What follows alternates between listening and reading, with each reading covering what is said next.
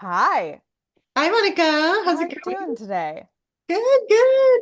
I'm so Hey, excited to be here. thanks, Lisa. Hi, everyone. I'm Monica Niblack. I am the president of LQ Digital. I have been a marketing expert for over 17 years at this point, and I'm joined by Lisa Ainza, who is our senior director of organic care at LQ. Welcome to our first ever LQ coffee chat, or as I'm affectionately calling it, signals to dollars. There's a lot of debate here as to whether or not that accomplishes what we're trying to do, but we will figure that one out over time.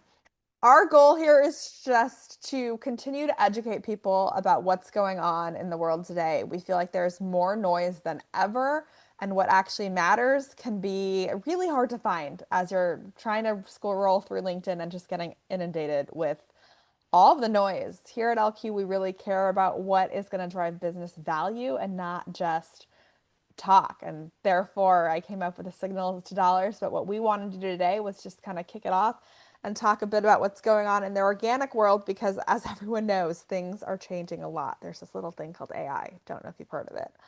But that kind of is going to kick me off with our first question. So, Lisa, I had one for you, which is every Yeah. week there's a new playbook, right? A new channel, a new thing that's going to change everything. I feel like I'm just inundated by here's this new thing Claude can do, or ChatGPT is gonna end the world, right? Just most of it's noise. So, kind of cutting through that noise, what do you think matters today?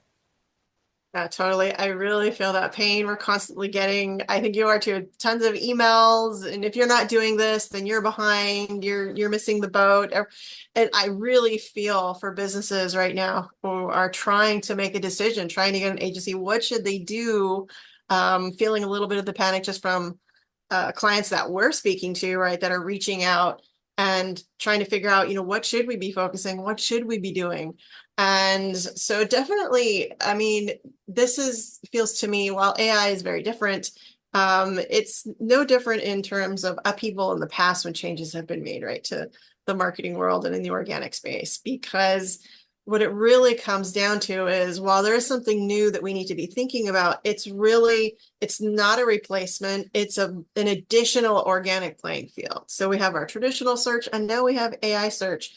And so we want to make sure that we focus on the fundamentals that have always worked. We want to speak to those crawlers, and we've seen from even recent data. Just was it a couple of weeks ago? The Datos and Spartaro state of search report just came out for Q1 2026, and we're seeing that there's an increase in percentage of usage of these AI tools, but they're growing incrementally, but it's really, really small. We've got 0.2%, 0.3%.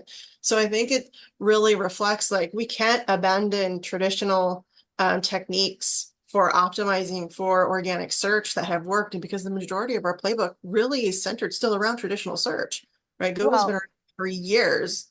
kind of So to that impact of mentioning a lot of these, I've been seeing study after study from Google and from kind of consultancies that are, it's not binary, right? It's not one or the other. It's not like everyone's exactly. abandoning Google. It's just the world is expanding and the behavior is becoming more fragmented. People start here and people start there. And that kind of ties something that you just mentioned that I think is really important, even at a higher level, right? Like my husband and I are having this conversation all the time. He's like, well, what's going to happen to the kids? What their job prospects going to look like? And I'm like, hey, time out. When I was a kid, my job didn't exist. This whole industry didn't exist, but we all adapt and evolve. And what it reminds me of is it's still the fundamentals, but even higher, right? You're talking about the organic fundamentals, but at the end of the day, like it's marketing, right? You need to make sure that you're speaking to the right customer at the right moment with the right message. And all that way I think of it that evolves today is you just have to be discoverable in more places, right? There's now another medium that you need to have your message and make sure you're getting the right people, and that's AI. Yeah, exactly. And it's almost like comes off as like fear mongering, Oh yeah. in terms of the job, taking your job, but also, you're behind. What applies to the agencies, it really, really feels just like that. So really being focused on the data that we can get, right? But the scraps that we can get and the reports that other agencies are doing and other organizations, like those have been so helpful to really help give a little bit of insight, but sticking to those fundamentals We go like users are using both. They're learning how to integrate that into their search. So Yeah. I mean, I was talking to another executive recently. I won't name names, but they're at a very large organization and they're very high up and they have been kind of on the forefront. But he was asking, he's like, what are you doing with AI? Because I feel like I'm behind. And then we start talking about it. Like, we're all doing the same things. It just, none of us are, well, some people I'm sure are behind, but this cohort, they're not behind. It's just the noise and the hype is ratcheting up so quickly that even those people who've been in this start to feel, right? I think the number one thing people are doing a very good job with right now is FUD, right? Generating fear, uncertainty, and doubt. And it's absolutely something people need to be thinking about. But where I go to is you need to think about it with fundamentals in mind. You need to think about it calmly, and those are going to be the people who win, not the ones trying to just jump on a bandwagon because they're afraid they've missed it. Like, be smart, exactly. be Exactly. thoughtful, and be It strategic. yes, and it brings to mind the tactical in the past where we've always had that struggle with long-term approach and that pays dividends over time for organic, and then the tactical short-term play that works, and then Google all of a sudden shuts that play down and Well, basically works until it doesn't. and I think that ties so well into something else we're seeing with AI, right? We're seeing it compress the time between insights and execution dramatically. It's Yeah. like it allows you to go produce something in minutes that used to take hours or days, right? My favorite thing is that I just go dictate to it and let it like turn that in my idea into a 90% polished version. 90, definitely not 100. But right, so it allows you to create much faster. And I guess my question to you is, do you think it's creating a competitive advantage or is it just raising the expectation for everyone? Like just because you can execute faster, what does that mean? Yeah, I think if there's a feeling that it's something that can help you perform better and get a foothold. But honestly, it's sort of a double-edged sword because it can help you to facilitate and get content to website and market faster, but it has to be utilized in a very judicious and responsible way. We still need to be focusing on human content that's useful first, what's going instead of optimization.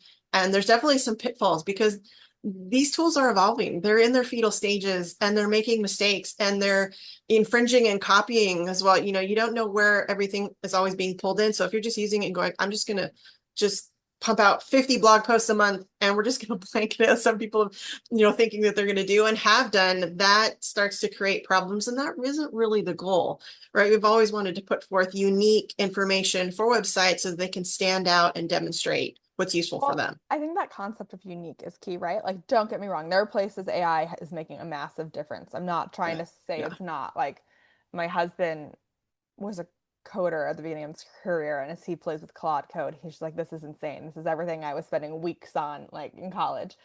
But I do think we're forgetting that speed only works if you have strong strategy, right? It's all Yeah. pulling from the same places, which means if we're not careful, everyone ends up being vanilla. And I caught up with an old colleague last week and he is at a new job and he's hiring a bunch of people. And he was like, AI, let me tell you what AI is doing. Everyone I'm interviewing me is handing me the exact same case. Like I had 8 people interview and they all came in with almost the exact same perspective. And he's like, could someone just not use Claude? Like I get it. I get that this is how Claude is attacking this problem. But what I now know is that I can't use this to evaluate anyone because there's no original thought. And I just thought that was Right. so fascinating because it Mm-hmm. was a pretty experienced position. And I think I see, I think this is a big risk that a lot of people have. It can push you faster, but you need to make sure it's pushing your strategic ideas faster, not using it as your complete line of thinking because you're going to lose the unique and the edge. Definitely. And that's not to say that it can't be super helpful for teams, just like we're evolving and we're thinking Oh, I about how to love it. use it. It's already seen some massive benefits, right? Helping with the SEO team, just internally, helping assess through strategy. And I think that's where it really has a strength for agencies and for other organizations to use. So less about implementing the content and more about just utilizing that expertise and instant idea generation and evaluation that speeds up for us. Well, and use it to implement your ideas faster. Just don't let it Yeah. come up with all Don't the let it, ideas without yeah, kind don't of let the it strategic source them. advantage. Yeah, Mhm. human thought is still going to be adding that creativity and that Yeah. touch for sure. Because when everyone can use it, you actually are risking getting lost in the noise even faster. And I Hmm. think that kind of reminds me of another question I had for you, which is there's no shortage of people telling you what you need to do right now, right? My LinkedIn is full of here's how to win AEO. Here's another infographic with the difference between SEO and AEO and GEO. And here's why you're missing out. And here's the newest thing to be doing on Claude to understand faster. And it's just constant. But how much of that advice that you're saying is actually proven? And how much do you feel like it's kind of just like peacocking, like confidence dressed up as expertise to try and just make a name for themselves in the moment? Yeah, unfortunately, I really feel that the old adage in SEO, the snake oil SEO salesman has arisen again with this. So it's a lot of people just trying to capitalize on that fear mongering that we mentioned earlier to try and generate business by trying to sound like they have some kind of expertise. So that should be a red flag for anyone looking for services that if that's the feeling that you're getting and they're pushing you and it's fast and you're going to miss out, that is a huge red flag. So that is unfortunately something that's going on. So it's I always take my cues like, look, if you're talking to somebody, you want them to explain why they think the things they do about AI, like why the things that they're recommending, why does that matter?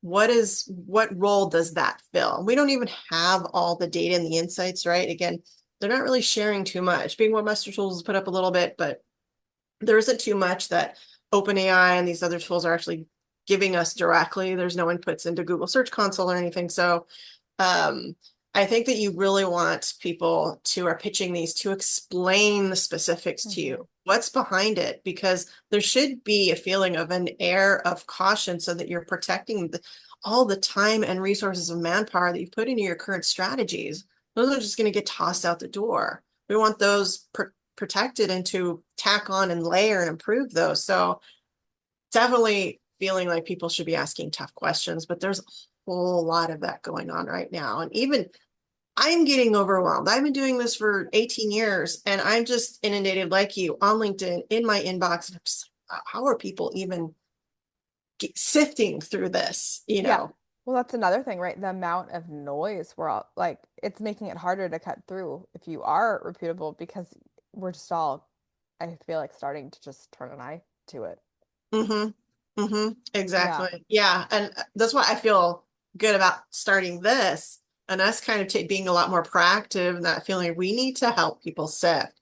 We need to help people, see what actually matters versus what is just, look, you're trying to be sold, you're trying to be pitched Well, to. yeah, because as you and I have pointed out, like, unfortunately, there's situations where it can actually do you harm, right? If you start to just fill up with all Yeah. this garbage content and things, well, the Google algorithms are a lot smarter than the AI algorithms, right? You might end up getting penalized. And you know way more about this than I do, but I believe some of the more recent kind of core algorithm updates have started to realize that. And what's helping people maybe game AI quickly is now hurting traditional SEO, which is still a huge percentage of traffic. I mean, the brands that I'm looking at, traditional SEO is many, many times larger still than the AI Yeah. referrals. Yeah, absolutely. And there's no question. Yeah, Google algorithms are much more mature. Yeah. And we're doing it all You don't over want to, you don't want to like the do all the stuff to game one to just go hurt you somewhere else, right? You have to make sure you're really thinking holistically. Yeah, no, exactly, exactly. And thinking about it, two ways. It's like we want to be careful about those tactical execution that we do because it can hurt things. And there's always some low-hanging fruit that we can take advantage of, but we really need to look at organic, right, as something that's paying dividends over a long period of time. That's its real value, right? It takes a little bit while to get going, but then if we're doing it right, we're making those incremental decisions and we're erring on the side of caution and really putting out a brand's unique value, speaking to their targeted audiences and being useful, we really start to see those dividends build over time. And that holds, it's not like paid search where you turn it off and it's gone. There are no Yeah. dividends left. It's start and stop. But organic doesn't have that. So we want to preserve those qualities and gently incorporate AI for what we know now will actually help in a beneficial way. So leverage today to help tomorrow. Don't just, Exactly, exactly. And that actually leads me into a question that I have for you, Monica. As as executive leadership, we getting a lot of questions, and you can see executives trying to gain those learnings and figure out what is the right way to move forward over the long term. How should they invest? So if you think about in like 5 years, for CMOs, what is it that you think that they should be thinking about now that will probably be essential? Yeah, sure. I get asked this frequently. I've been seeing a lot of people have hype pieces on this too, and you might have seen it. I got a little frustrated and I took to LinkedIn the other day. But the kind of short-term one that people were acting like was this huge change is actually building yourself to impact. Like, oh no, suddenly CMOs are going to have to be accountable for what they're doing, which I just thought was hilarious because I'm like, in what world haven't CMOs been accountable for what they're doing and the revenue impacts? And what world haven't agencies been? And if you haven't been like in the last 10 years, then I feel like you're way behind the eight ball. But that was one statement that I was seeing a lot as kind of the concept of getting more and more tied in the revenue. And I do think that's true, right? You need to Mm-hmm. be building your value, but I would argue that's any good marketer has known that for always, right? You've always been there to push the business value forward. To me, kind of, I think the big thing that AI is changing is the historical impact that you and I have been talking about of kind of making sure you have the right message at the right time, the right person. You've always done that by getting in front of that person, right? You have kind of all these targeting conversations about how do you make sure your ad just goes to this person. It's all been about how do you brand A get to person, right? So it's from brand to person. Now there's going to be this big intermediary. And I think right now we're starting to see it, but it's going to be massively accelerated 5 years from now, which is how do you brand tell the robots the right message so that it then gets to the person? And so suddenly your strategies have always are still audience targeted, but it's how do you convince the AI, kind of the systems to have the right message for your consumer. And that means how do you kind of work differently across your own website? Because I would gather that in 5 years from now, your website traffic is going to be way down, way, way down. It's going to be more about how do you get the crawlers the right information and that information architecture for that. And that's really important, but it's different, right? And your third parties are Mm-hmm. still going to matter a lot right now, also, right? But the third parties are also going to be feeding that. And I'll give you an example. When we look at a lot of our big kind of affiliate content sites, everyone knows these types of sites are hurting, right? Traditional media is flailing. But the thing is, they're actually still hugely impacting AI. So you see this kind of resurgence in some of them where it's not about what's happening directly from their websites, it's about how are they influencing AI. So you end up with a Right. situation where both your own website and your third party partners need to be adapting their strategies so that it's not just about how do you speak to individuals when they're there, but how do you speak to the robots. So, long-winded way of saying, of course, we need to be accountable. We always have been. Come on, like there's a reason CMOs have one of the shortest tenures at a business. We're the first to go. Like the bar is even higher, I think, in the new world. But really, it's about this new world of you're still trying to get to your core audiences and your core consumers, but there's a new influential thing you need to be talking to do that. Definitely. And to your point, I mean, on this third party use, we're already seeing instances where a brand is not putting forward information, then the AI is just gleaning it from somewhere or making it up. So it's just Well, becoming even more critical to make sure you've got all your information out there to be picked up correctly. yeah, I mean, we're seeing through our LQ Vision tool, like in personal finance, 40% of the citations are from these third parties, right? So way more than any individual brand is coming from Yeah. these large content sites. But I think that point that you're making also is interesting because why does AEO matter? Why does this stuff matter? That's why. Because I'm literally seeing people deal with the fact that AI is just hallucinating about their brands because their content didn't cover a question. Yeah. And then their like prospect consumers are being told they have features and things they don't have. And you end up with these Yeah. unhappy customers, and it has nothing to do with what you did. It just has to do with this gap that you had. hmm Yeah, I think some brands too, it's always been, you didn't always want to put all the information out there. Maybe you didn't want to put your pricing out Yeah. there or some of those things. So it's forcing companies to kind of take a second look and go, wait a minute, if we don't do this, what happens? I mean, Um, we're seeing it with our own site, right? We're in the middle of a brand refresh and we're Yep. rebuilding the whole site. And it's just crazy the conversations that we're having. I feel like it's such good experiential learning for me as I know you guys are dealing with it all the time as the practitioners with their clients, but for me it's just been fascinating. Yeah, no, I'm excited about that too. The outcome soon. It's going to be amazing. Exactly. Well, Lisa, thank you so much for stopping and spending a few minutes with me. I know there's so much information out there, but our goal is to really help everyone untangle what will have that big, real impact, right? You don't want to just get Exactly. lost in all the signals, which ones are going to actually help you drive revenue in the end. Exactly. Exactly. And on that note, we'll get back to doing the work for clients. All But right. That's if you're good. curious or Wonderful talking interested, to you. always send us questions. Don't hesitate to talk. Take care, all. Bye bye.